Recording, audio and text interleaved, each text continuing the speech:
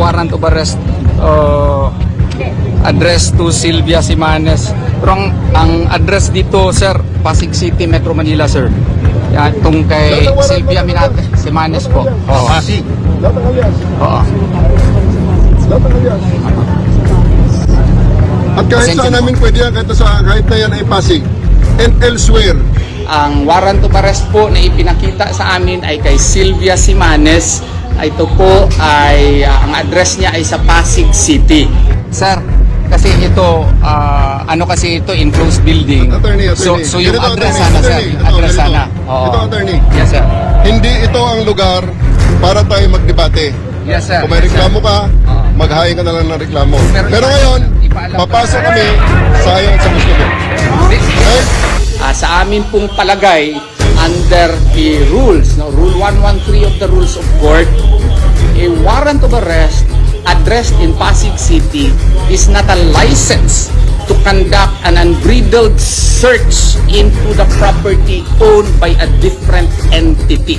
This is the first time ever in the history of the Republic of the Philippines that a warrant of arrest with an address in Pasig City, sole warrant of arrest which has been shown to us, is being used to conduct an unbridled search and now destruction of the property of the kingdom of Jesus Christ. The issue here and the reason tumatanggi si Attorney Torion is because there is a right to the security and sanctity of your domicile.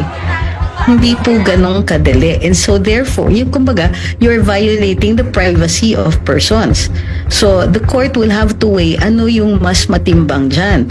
Yung pag-violate ng domicile o yung pag-serve ng warrant na wala namang kasiguruhan kung andun yung tao at hindi po specifically nakalagay yung lugar na yon. Papasok kami sa ayon sa gusto mo. So ang plano mo talaga magpasok, Yes. whether we like it or not, Yes. even if ipagkita namin tong certificate. Magreklamo ka na lang, attorney, kung ito ay isang illegal na operasyon. Sir. Magreklamo ka na lang. Sige, magreklamo na lang kayo, ma'am. Hindi ito ang lugar para tayo ay mag-debate. Okay? Gusto nyo mag-debate, dalhin nyo sa korte ito.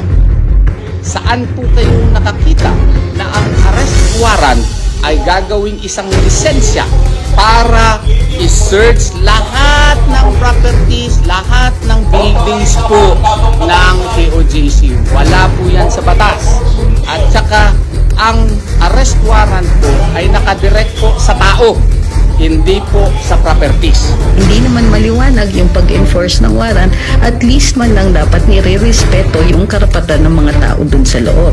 How long will that warrant be? How long ba ang service of warrant?